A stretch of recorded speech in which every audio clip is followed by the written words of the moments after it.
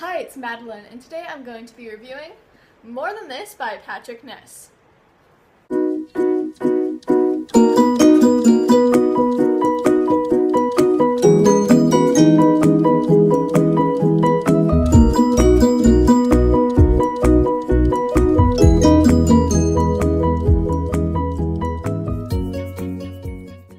Okay, so let me just first say that this cover is beautiful. It is so well designed, and thank you to whoever designed it because it's just amazing. It is so eye-catching, it's captivating, and just the cover, it just draws you in. Like the yellow rectangle here against the black and white plaid, it draws you right in. It makes you want to read the book. Anyways, if you haven't already read More Than This by Patrick Ness, it follows a boy named Seth, and within the first 2 pages or so, Seth dies. And in the first chapter, Seth wakes up in what he describes as the town that he lived in England before he moved to America. The thing is, it's completely deserted. It looks like people left 10 years ago and never came back. It's all overgrown, there are no people nearby, it's completely silent, and it seems that Seth is here all by himself, and he doesn't know why. So this book is basically about the events that occur while Seth is here, while he's trying to figure out what's going on, what is this place, and why is he here.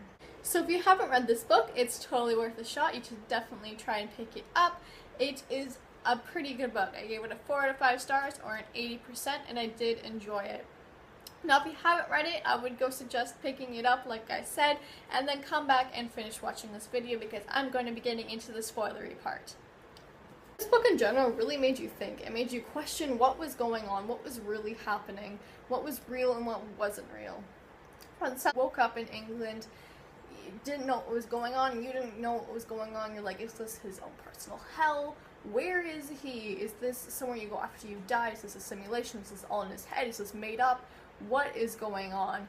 And since Seth didn't know what was going on either, and we didn't know what was going on, we were learning things at the same time, and I really liked that aspect. I like when that's done in books so that you are on the same level as the main character, and you were figuring things out at the same time. Another thing that I like that Patrick Ness did was the dreams that Seth was having, the memories from the simulated world thing. I thought that was done really well. It gave us a sense of his family life and his social life before he woke up in the real world, and it gave us a sense of what happened. Like, we knew something had happened to his brother, that he wasn't the same afterwards, and we were like wondering why.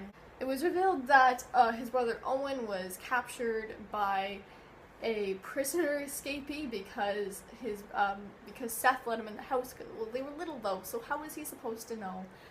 Because he thought he was going to kill them otherwise, so you might as well take your chance. But he took Owen, and he hasn't been the same ever since, and his parents have kind of been blaming him for this ever since, and they don't treat him as well, and they favor Owen. And then he had a social life. He had a group of friends that, you know, like, they all got along and everything, and it was good for a while, and then everything slowly got worse. It got out that Seth and his friend were gay, and pictures were sent out of the two of them, and his social life just crashed, and he just had enough, and we learned that he committed suicide through these dreams. I thought it was interesting what happened to the real world. Like, no one was there because everything just got so bad, so everyone just turned to an electronic life, a fake life, and they just were set into these coffins, and everyone was just living a fake life. And I think that's a bit ridiculous. Like, why don't you try and fix your problems instead of just giving up? I don't know. That's what I would have done if I was a president or a prime minister. So, you know, I would have tried to fix what was happening instead of just giving up and going and turning to a digital life. Later on in the book, Seth is found by Tomasz and Regine, and we learn that there are actually other characters in this book. He's not just by himself, there are other people that have woken up as well. And they find him, and they save him from this driver slash caretaker that basically, I don't think it's human, it's not human, it's like some type of weird machinery that makes sure everyone is fine in their coffins. It's just a caretaker. It's like a nanny, basically. It's like a nanny robot that takes care of you. Tomasz and Regine, they had interesting backgrounds. Like, Regine had an abusive stepfather that actually pushed her down the stairs and killed her.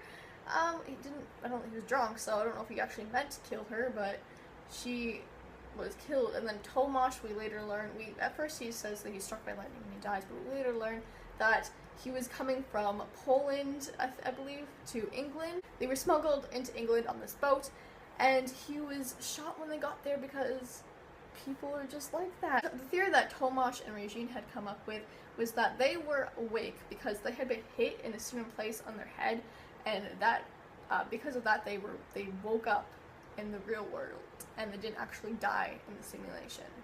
Later on in the book, Seth begins to remember things, and he remembers that his brother is actually dead. He died in real life, and that is why his parents and him stayed online permanently, because they couldn't handle Owen being dead. They couldn't handle the real world. And like Seth found out, like Owen was, so he's like, oh my gosh, this is my fault, and like he knew it was his fault in the first place, but like he was little, his mom shouldn't have left him by himself. And like he realized he is like not just responsible for him being kidnapped and just being a bit mentally disabled, he's actually responsible for his death. At the end of the book, Seth wants to go back to the fake world to fix things. He wants to give it another try. It leaves off with Seth going back into the simulated world, and we don't know if it works, we don't know what's going on.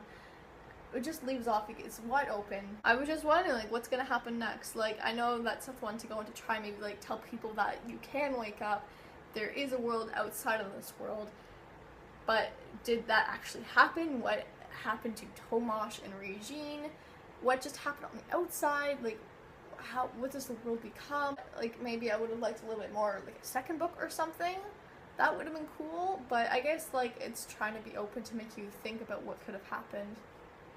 And just letting the reader decide the ending. But I like to have a set ending. Most of the time, I like to have a set ending. Like, this wasn't too bad, but normally I like to have a set ending. So that was my review of More Than This by Patrick Ness. I hope you enjoyed, and I hope to see you next time.